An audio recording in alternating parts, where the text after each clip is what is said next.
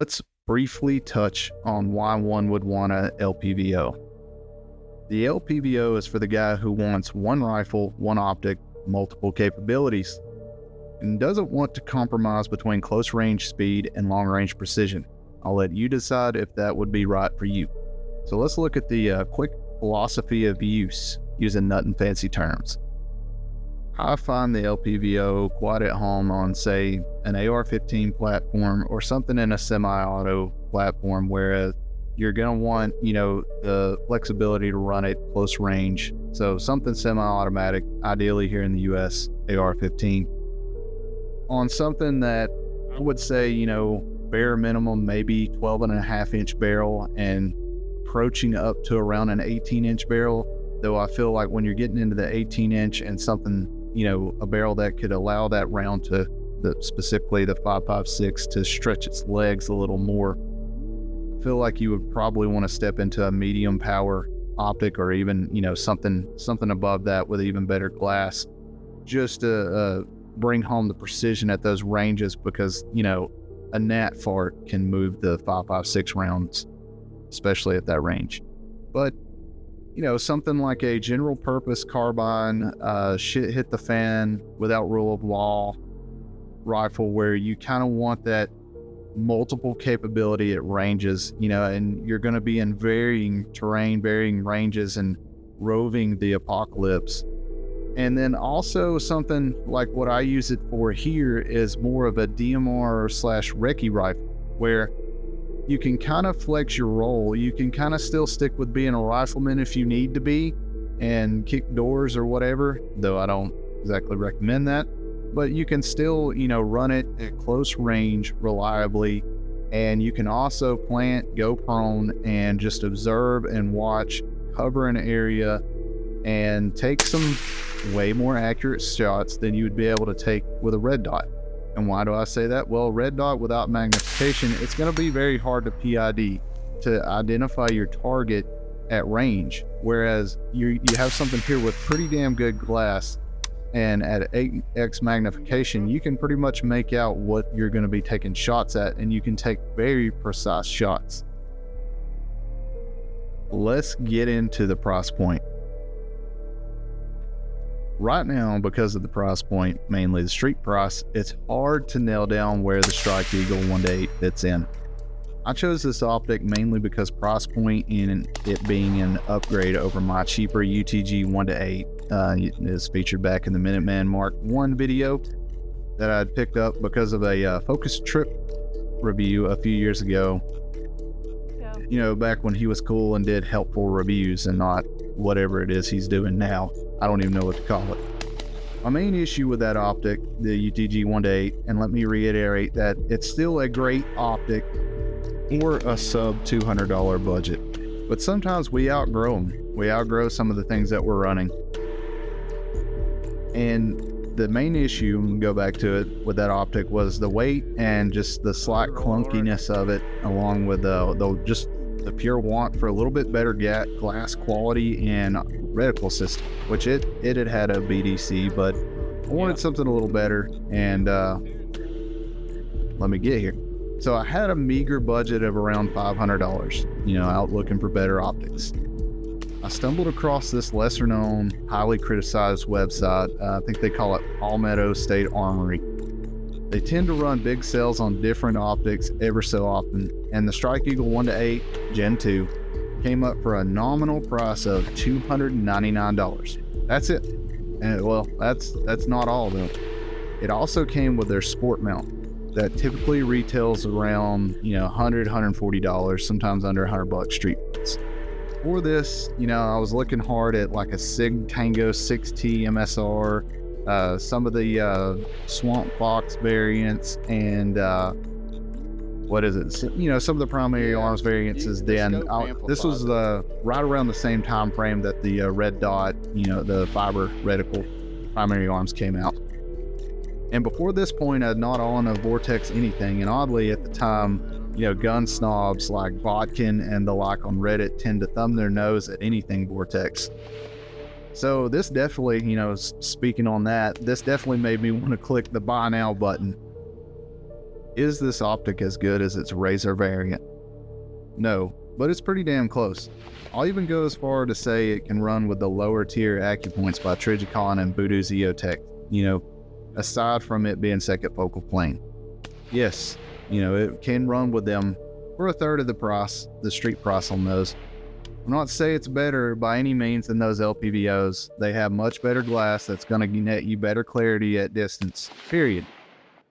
Better glass is going to net you the ability to take in more information at distance. Think of it like 1080p versus 2K versus 4K. As you go up more pixels, the image gets clearer and clearer, more crisp. The optics world is getting pretty crazy right now, and especially in the LPVO niche. One could easily spend over $1,000 on one. Some big channels seem to think you need to start somewhere at the $1,800 range, which I find outrageous for somebody just getting into this and just trying out an LPVO. I can see possibly spending that, if your day job depends on it. Say you're in security and you spend a lot of time behind glass, absolutely. Or you're in law enforcement, mainly in a high-risk area. Think about the Nashville shooter and how LPVO saved the day there. For most guys and gals wanting a little more out of their, 13.7 up rifle, now we'll even say 12.5, barrel rifle at a range without doubling the cost of said rifle, this LPVO option is going to fit right in. It covers a lot of the gaps, the low-end units have and crests on the features that the upper tiers have without spending the cost of a second rifle.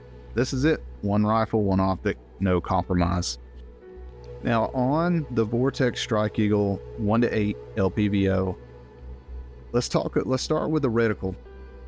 It's got their version, the AR BDC 3 reticle, which is in MOA, which is what I prefer. Like, it's one of those things, if we're going to talk about optics, like pick one, Mills if you like Mills, MOA, and kind of stick there. Trying to do the math and everything in between the two can turn into a just complete mind fuck. So the BDC 3 reticle is specifically tuned for 5.56 and 308 ballistics, and it has holdovers all the way out to about 600 yards.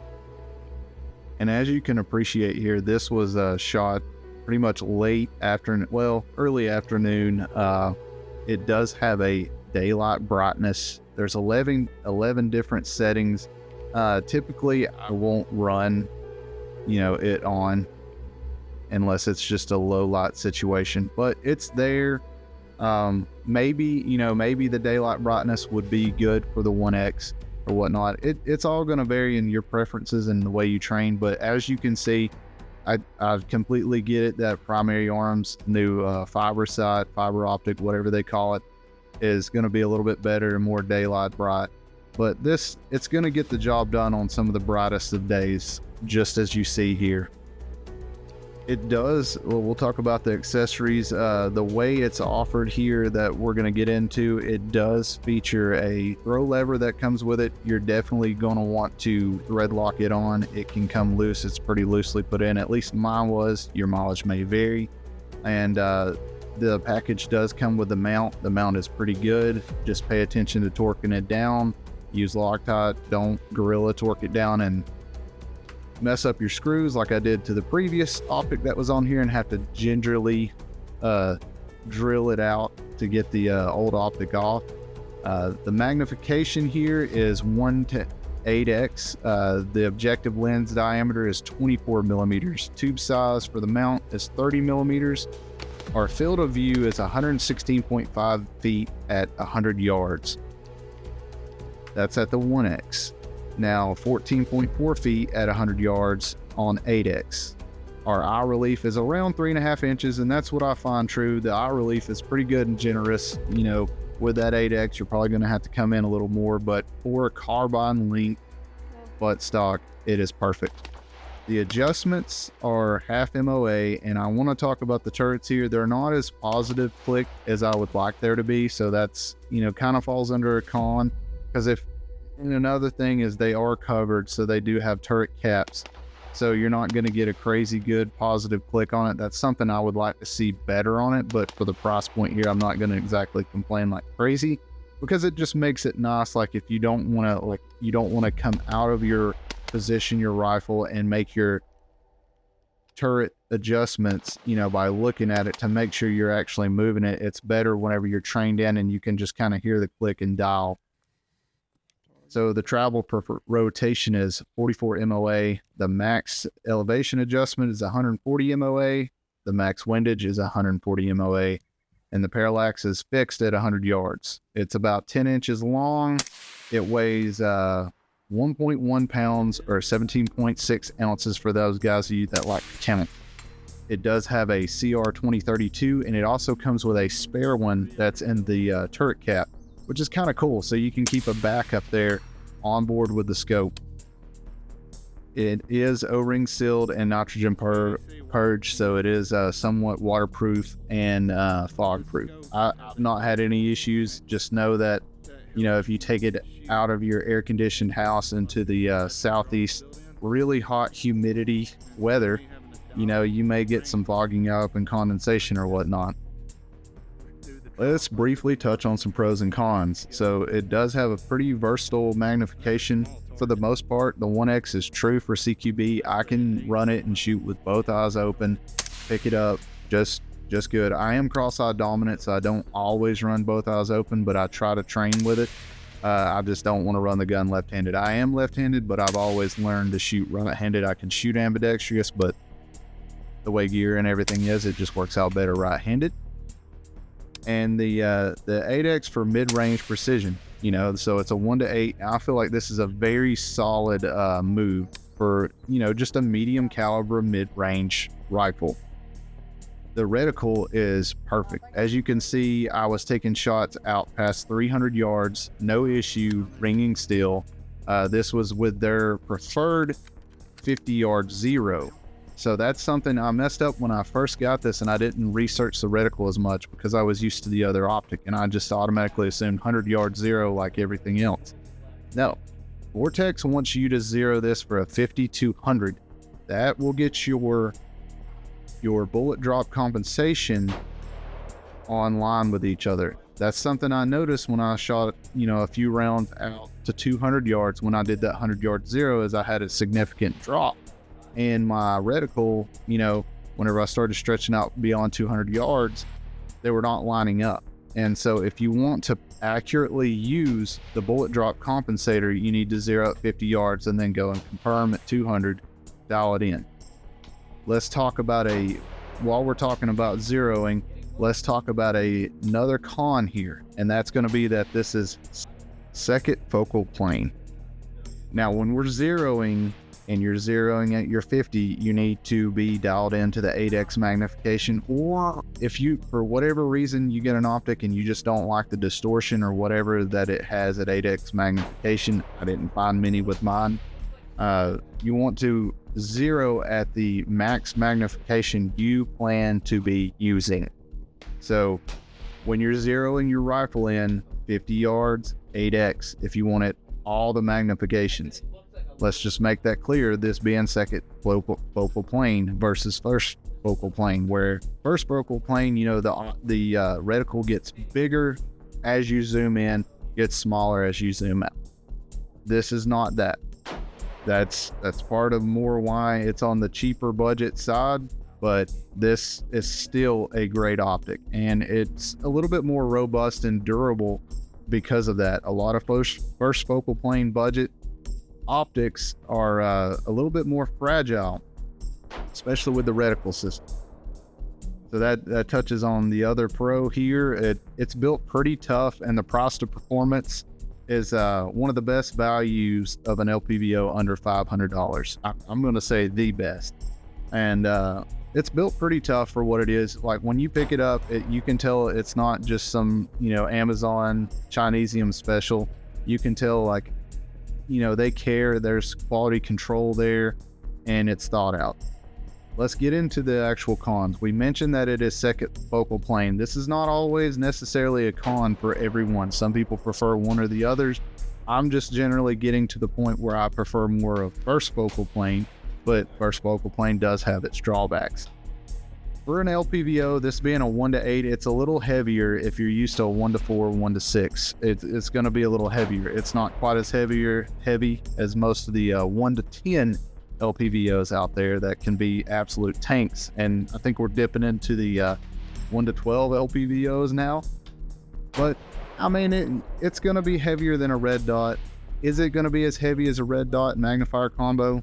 Probably not. Probably on par, about the same.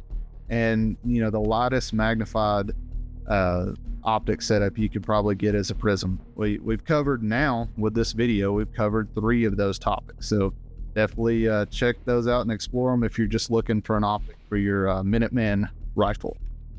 The glass clarity kind of drops slightly at 8x. Like, it's not a night force. You know, I want to just make that clear. This is not a night force, and this is where it's going to lose some points to its big brother, the Razor. The edges get a little soft, especially in lower light dust shooting, but it's still completely usable, still good glass clarity compared to a lot of the Amazon Chinesium out there. And the illumination is good, like we talked about, but it's not going to be red dot bright at 1x. It's usable. It's going to be good. But just know, like, it's not going to be that bright dot. I'm going to definitely say that this is a buy. It's held 0. It's done what I needed it to do. Just the other day alone, whenever I was shooting 300 to 350 yards, I logged 10,000 steps pretty much in the gear that you see here with this rifle attached to me at all times. So it's beating and bumping around. It's starting to get some scratches here and there. I know I need to paint it. It needs a paint job, but I wasn't 100% sold on it whenever I bought it and put it on this rifle. I was not fully sure if it was going to live on this rifle yet. I was thinking about another optic on there, and lo and behold, like I said, this one came up, and I think it's going to be the one. I'm not the biggest fan of second focal planes like we discussed on there. I like it, but as far as accuracy for shooting far, you're gonna have to pick what magnification you want to zero at. And generally, you know, this one's going to pretty much be ran 1 and 8, and that's it. I'm thinking about doing some things to upgrade whenever we go over this rifle full in video and more of what's going on with it there. And maybe it'll be more closer to its complete form. But either way, I'm going to say that this is a buy. If you're looking for magnification that doesn't involve a red dot, this is a great, probably the best option out there under $500. I get it that there's some along with the fiber sights and whatnot. I'm just a test case of one, but if you're looking for an optic to get the job done and there's no frills or, you know, no cool gimmicky things, you just want it to do work and be a workhorse, the Strike Eagle 1 to 8 is going to be your guy. And they're out there in first focal plane as well. They're just going to cost a little more. I still don't think they're around that 500 mark, but just a few short years ago, you know, that was a $500 to $700 optic right here that was on this rifle that, like we covered, special operators were using.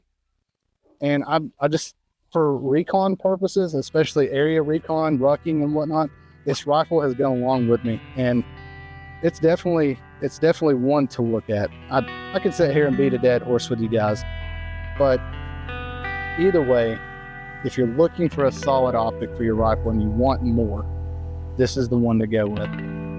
That's all I got for you. This is XXL Dude reminding you that resistance to tyranny is obedience to God. Peace out.